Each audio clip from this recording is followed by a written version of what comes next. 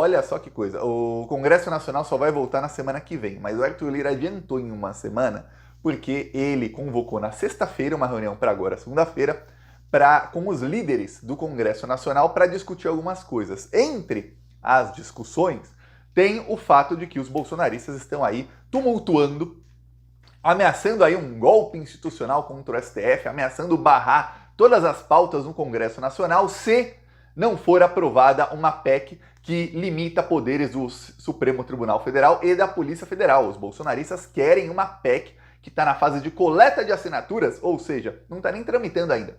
Eles querem que seja aprovada uma PEC que proíba a Polícia Federal de fazer operações na Câmara dos Deputados e no Senado Federal. Vira a Câmara e o Senado um lugar onde qualquer um pode deixar provas de crimes que ali fica inviolável. Se um corrupto cometeu inúmeros crimes, ele pode deixar todos os documentos, os pendrives, os celulares, tudo ali dentro do gabinete dele no Senado Federal, por exemplo, e é inviolável. A Polícia Federal jamais poderia pegar. Obviamente, isso não vai passar, não tem a mínima possibilidade dessa PEC aí, que é um projeto de emenda à Constituição, não tem a mínima possibilidade disso nem sequer chegar longe.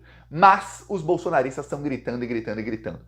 O Arthur Lira, segundo o Cafezinho é um site de esquerda muito famoso, o Kleber Lourenço do Cafezinho noticiou que o Arthur Lira chamou o Nicolas para uma reunião nesse final de semana, antes do final de semana, e porque o Nicolas era um dos bolsonaristas que mais estava ali atacando o Arthur Lira e o Rodrigo Pacheco. Eu mostrei aqui nessa semana como o Nicolas Ferreira fez lá no Instagram um stories falando para as pessoas assistirem um filme que é sobre a revolução, entre aspas, que teve na Ucrânia, que foi um golpe de Estado nazista. O pessoal lá que deu golpe de Estado na Ucrânia, eles são neonazistas, tá? E o Nicolas estava mandando as pessoas assistirem um filme que é praticamente um manual de como fazer uma revolução neonazista. Praticamente isso. Sem citar o neonazismo, obviamente, tratando como heróis os nazistas que deram golpe lá em 2014. Pois bem, você viu o que aconteceu com a Ucrânia, né? Não é um exemplo de um país que deu certo. Pois bem. O que acontece? O Nicolas, antes, ele e o Gustavo Geyer passaram a atacar o Arthur Lira e o Rodrigo Pacheco porque as operações primeira operação contra o Carlos Jordi foi feita na Câmara dos Deputados. Aí começaram os ataques. Aí teve a operação contra o Ramagem, que também vasculhou o gabinete dele. Aí os ataques intensificaram. Então o Lira chamou o Nicolas e deu-lhe um esporro daqueles para dizer mais ou menos, olha, faça suas gracinhas na internet, não venha a usar a Câmara dos Deputados de palco. Isso porque os bolsonaristas fizeram uma reunião de emergência, que eu mostrei as fotos aqui várias vezes, mostrei o discurso que fizeram depois, mostrei a carinha de bunda da Carla Zambelli, assim, cara de quem vai presa, mostrei até a voz do Carlos Jordi, uma voz de desespero, dizendo, eu tenho medo, é injustiça, desespero, o Flávio Bolsonaro atrás dele com cara de bunda, enfim, grande dia para o Brasil foi esse dia aí, que a gente teve o prazer de ver os bolsonaristas, assim, o semblante deles de quem sabe que vai preso. Pois bem, depois desse dia, o Arthur Lira ficou furioso e chamou o Nicolas Ferreira para essa reunião.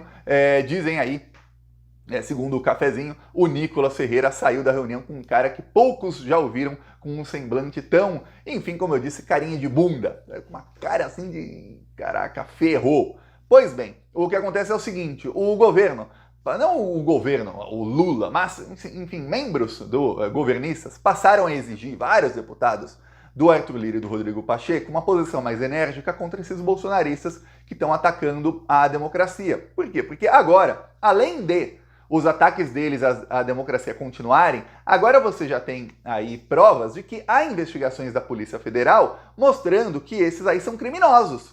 Eles realmente cometeram crimes contra a democracia, tanto é que agora a Polícia Federal está chegando neles. E eles estão esperneando, então eles têm que começar a ser caçados. Que se tem deputado que está sendo investigado e não quer que o gabinete dele na Câmara dos Deputados seja vasculhado pela Polícia Federal, tem uma solução muito simples que está sendo apresentada ao Arthur Lira. Caça o deputado que continua cometendo crime contra a democracia e aí não vai ter porque a Polícia Federal ir na Câmara dos Deputados, afinal não será mais um deputado. Tem alguns deputados que já têm vários processos no Conselho de Ética contra eles. Vários. O Arthur Lira, ele é o líder do Centrão. Se o Arthur Lira fazer assim, ele caça um deputado. Porém, Você fala, pô, Thiago, que solução boa, caça esses bandidos todos, afinal, crimes já cometeram. O Nicolas Ferreira foi lá vestido de Nicole, dizer, eu sou Nicole em pleno Dia Internacional da Mulher. Outros deputados aí já xingaram, a Carla Zambelli já teve processo contra ela, Eduardo Bolsonaro também, enfim, são vários processos. É só dar andamento nesses processos. Crimes já tem. E aí pronto, um problema a menos para o Arthur Lira e para o Brasil. Porém, o Arthur Lira, mesmo se você pensar, não, o Arthur Lira concorda que isso deveria ser feito. O Arthur Lira não mexe uma palha, não é um dedinho assim, sem que ele peça algo em contrapartida. O que o Arthur Lira vai discutir na reunião de emergência aí? Ele chamou os líderes partidários para dizer o seguinte, olha, a gente aprovou, lembre-se, quem aprova o orçamento do Brasil é o Congresso Nacional. O governo faz lá o toma lá da cá, negocia tudo, mas quem aprova é o Congresso Nacional. Então, o Arthur Lira vai dizer aos líderes do Congresso, a gente aprovou um orçamento com 53 bilhões de reais para serem pagos em emendas parlamentares em 2024. Lembremos, é ano eleitoral, os deputados mandam emendas para prefeitos amigos para que esses façam obras, mostrem trabalho, comecem a assaltar a rua, colocar calçada, fazer saneamento básico, enfim, tudo aquilo que não fizeram em 3 anos, vão fazer agora nesse ano para tentar se reeleger. Brasilzão, né? O puro suco de Brasil. Então, eles aprovaram o maior valor de emenda de emendas da história, 53 bilhões em um ano. A maioria dessas emendas são impositivas, ou seja, o governo é obrigado a pagar, queira ou não. O que o governo pode fazer é o seguinte, é escolher quando vai pagar. O governo pode falar, eu vou pagar, quer saber? Vou pagar tudo isso em novembro, depois da eleição. Ferrou para o deputado. Então o governo tem ainda uma chance de negociação ali, um poder de barganha. Algumas emendas não são impositivas. Essas emendas não impositivas, o governo é obrigado a enviar emenda. Enviar emenda é o seguinte, é você tirar ali a emenda da conta dos cofres públicos e colocar ali o dinheiro e separar. Dizer, esse dinheiro vai para a emenda do deputado tal, onde ele enviou ali, cidade tal. Porém, não são de execução obrigatória. Execução é cair o PIX, que é o importante, é executar. Então eles podem até ali destinar a emenda, mas não executa, que é o importante. No jargão aí da política, é executar a emenda. Esse é o termo próprio. Pois bem, aí o Lula vetou quase 6 bilhões em emendas que não eram impositivas, ou seja, emendas que ele não é obrigado a executar. Eram emendas de comissões da Câmara e do Senado. Então tem lá a comissão do Meio Ambiente, Comissão de Constituição e Justiça, Comissão de Segurança Pública, Comissão do Esporte, Comissão disso, Comissão daquilo, e ali o Congresso Nacional, eles negociam, sempre que tem eleição para presidente da Câmara e do Senado, eles negociam quem vai ficar com a presidência de cada comissão, quantos parlamentares cada partido pode colocar em cada comissão ali pelo número de parlamentares de cada partido e de cada coligação. Enfim, os partidos fazem suas indicações, muita politicagem nisso tudo. Ok, daí não tem nenhum problema. Essas comissões teriam esse ano 16 bilhões em emendas para que os chefes das comissões indicassem para onde eles bem entendessem. Obviamente não é igual o Bolsolão, que é um orçamento secreto. É tudo na lei, tudo legal, é tudo transparente, você sabe quem indicou para onde, tudo mais. Mas, nesse caso, 5 bilhões dessas emendas não seriam impositivas, ou seja, o Lula não seria obrigado a pagá-las. Então o Lula vetou, tirou quase 5 bilhões e 800 milhões. Vetou, tirou. Não quero isso aqui porque eu prefiro pegar esses 5 bilhões aqui e gastar em outra coisa. Eu prefiro investir aqui no PAC, que vai gerar milhões de empregos. Eu não sou obrigado a pagar, eu não ia pagar mesmo. Então vou colocar aqui para o PAC. Lembremos, foi um toma lá da cá enorme em novembro e dezembro para o Lula conseguir aprovar o orçamento com dinheiro para o PAC, porque os senhores parlamentares, vossas excelências, queriam chegar a 70, 80 bilhões em emendas e queriam colocar que tudo é impositivo para o Lula ser obrigado a pagar. Porque assim, eles com mais grana, eles conseguem eleger mais aliados e aí sabe o que acontece? Eles começam a ter mais poder de barganha contra o governo, porque o governo é obrigado a pagar.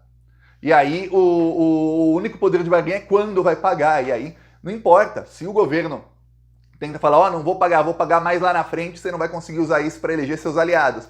Aí os parlamentares falam, tá bom, então a gente pauta impeachment, a gente começa a colocar pauta bomba, a gente começa a ferrar o governo em várias votações. Aí ferra. Então olha só, é uma situação difícil. O Lula está com um poder de barganha bem pequeno comparado ao que tinha a Dilma em 2016, comparado ao que tinha a Dilma em 2010 a 2014, nem se compara ao que tinha o governo Lula em 2006 a 2010. É muito diferente a situação hoje. Então o Arthur Lira deve chegar na jugular do governo e falar, ó, eu quero essas emendas. Eu posso até pensar em dar andamento aí contra esses bandidos aí que estão tumultuando. Eu posso ficar aí do lado da democracia, contra esses que deram golpes, mas, pô, você vai me ferrar aqui nas emendas? Então não pense que o Arthur Lira, e isso é uma das coisinhas que ele deve pedir em contrapartida, não pense que não vai ter um toma lá da cá enorme, um jogo enorme, porque estamos falando de Arthur Lira. E o Arthur Lira, ele conseguiu no governo Bolsonaro uma coisa que até então ninguém tinha conseguido no Congresso Nacional, que era ter um presidente muito burro e muito fraco que desse poder demais para o Congresso Nacional. Uma vez que o Congresso Nacional tem um poder muito maior do que tinha antes, para tirar esse poder é praticamente impossível, só conseguindo uma maioria. Só que é difícil conseguir maioria, porque esses que estão com emendas de bilhões e bilhões e bilhões, eles usam para se autopromover. E aí os deputados que já estão eleitos, principalmente os do Centrão, que são os mais corruptos, os que mais realmente pegam as emendas para si mesmos, sem pensar na população e só para autopromoção, esses aí são os que mais conseguem eleger aliados. E aí o que acontece? Eles ficam cada vez mais no Congresso Nacional. O que acontece é o seguinte, agora eles são extremamente incomodados porque os ministros do Supremo Tribunal Federal deram a entender em conversas privadas a vários dos líderes do Centrão o seguinte, olha, a casa vai cair para todo mundo que ficar perto desse pessoal aí que vai ser preso. Peço aí a sua inscrição no canal, veremos aí o que vai acontecer. Aperte os cintos, viu, que vai ter muita turbulência aí. A boa parte que nessa turbulência aí, alguns vão caindo. Os que vão caindo aí são os bolsonaristas, viu?